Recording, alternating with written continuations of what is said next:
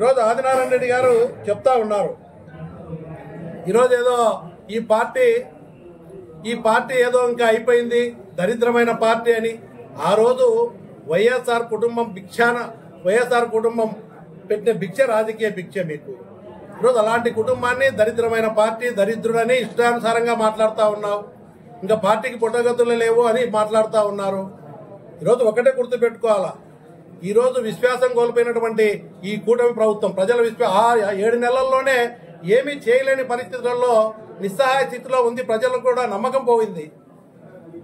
ఈరోజు మనం ఒక్కసారి ఆలోచన చేస్తే జగన్మోహన్ రెడ్డి గారు ప్రజలకు ఇచ్చిన మాట ప్రకారం ఏ పార్టీ కూడా కొంతమంది వ్యక్తులు అటు ఇటు పోయిన మాత్రాన పార్టీ ఏదో ఆడికి అయిపోయిందని కాదు.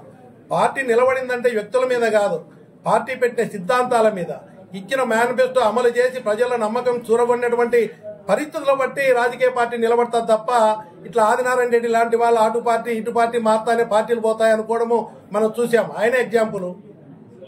కాబట్టి ఆదినారాయణ రెడ్డి గారికి ఒకటే చెప్తున్నా, మళ్ళీ 7 నెలల్లో ప్రజల విశ్వాసాన్ని కోల్పోయినారు.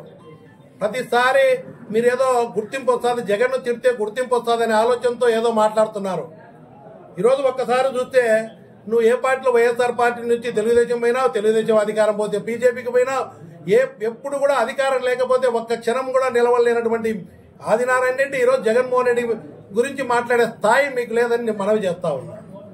ఇంకోటి కూడా గుర్తుపెట్టుకోవాలా, ఈరోజు మళ్ళా బ్రహ్మాండమైన తీర్పుతో కూటమి నాయకులకు అందరికీ తెలుసు ఆయన ఏదో డైనోసార్ అని చెప్తున్నాడు.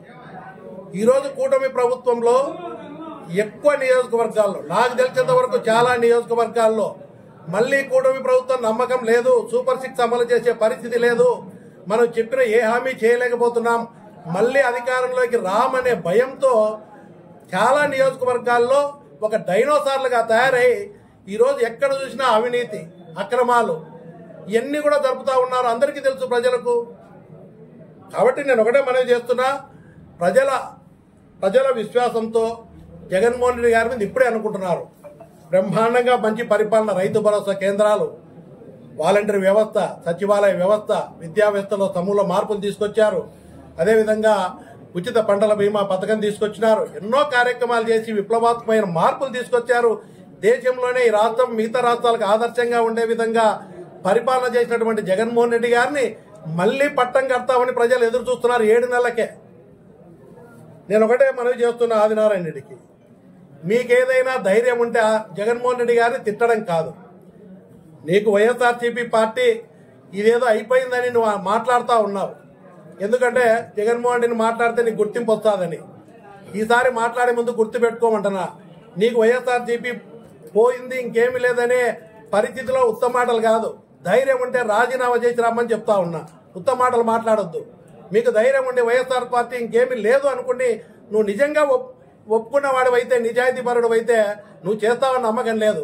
ఎందుకంటే వైఎస్ఆర్సీపీ పార్టీ మీద గెలిచి తెలుగుదేశంలో చేరి ఆ సింబల్ మీద మంత్రి పదవి తీసుకొని విలువలేని రాజకీయ నాయకులు చేసినటువంటి రాజకీయాలు చేసిన నువ్వు రాజీనామా చేస్తారని నమ్మకం నాకైతే ఏం లేదు. కానీ నువ్వు మళ్ళీ మాట్లాడేటప్పుడు నిజంగా వైఎస్ఆర్సీపీ పార్టీ అయిపోయిందని నువ్వు నిజంగా నమ్మినావంటే రాజీనామా చేసి ధైర్యంగా ముందుకురా. నేను ఒకటే చెప్తున్నా, రేపు రాబోయే ఎలక్షన్లో బ్రహ్మాండమైన తీర్పుతో మళ్ళీ జగన్మోహన్ రెడ్డి గారు ప్రజలు పట్టడం ఖాయం, ఏమాత్రం కూడా అనుమానం లేదు. కాబట్టి నేను ఆదినారాయణ రెడ్డికి కూడా చెప్తున్నా, గౌరవంగా మాట్లాడేది నేర్చుకోవాలా. ఈరోజు రాజశేఖర రెడ్డి గారి కుటుంబాన్ని, అదేవిధంగా మీకు రాజకీయ భిక్ష పెట్టే కుటుంబాన్ని ఇష్టం వచ్చినట్టు మాట్లాడడం ఇప్పటి నుంచి అయినా మానుకొని గౌరవంగా 4 సార్లు ఎమ్మెల్యే గెలిచినావు. ఈరోజు మాట్లాడే భాషలో కానీ తీరులో కానీ ఒక పద్ధతి ప్రకారం ఈరోజు జగన్మోహన్ రెడ్డి తప్పు చేస్తే మాట్లాడవచ్చు, రాజకీయంగా ఏదైనా విమర్శించవచ్చు. అంతే తప్ప ఇష్టానుసారంగా నోరుందని చెప్పి మాట్లాడితే తిడితే ఏదో గుర్తింపు వస్తుందనే ఆలోచనతో చేయడం మంచి పద్ధతి కాదు. మీరు విమర్శించేటప్పుడు ఒక పద్ధతిగా విమర్శించు, పద్ధతిగా మాట్లాడు, ప్రజలు కూడా దాన్ని మన్నిస్తారు. 2, దరిద్రమైన పరిపాలన అంటే ఏంటి? ఈరోజు క్లబ్బులు పెట్టి నెలకు 2 లక్షల రూపాయలు మేజులు వసూలు చేయడం మంచి పరిపాలన? మట్టి ఇసుక దందాలు చేయడం మంచి పరిపాలన? ఏ వ్యాపారాలు చేసినా ఆర్టీపీపీలు కానీ ఫ్లైయాస్లు ఎవడు వ్యాపారం చేసినా కమిషన్లు వసూలు చేసేయడం మంచి పరిపాలన? ఇది దరిద్రమైన పరిపాలన. ప్రతి ఒక్కరు కూడా కూటమి ప్రభుత్వంలో డైనోసార్లు తయారైనారు చాలా మంది.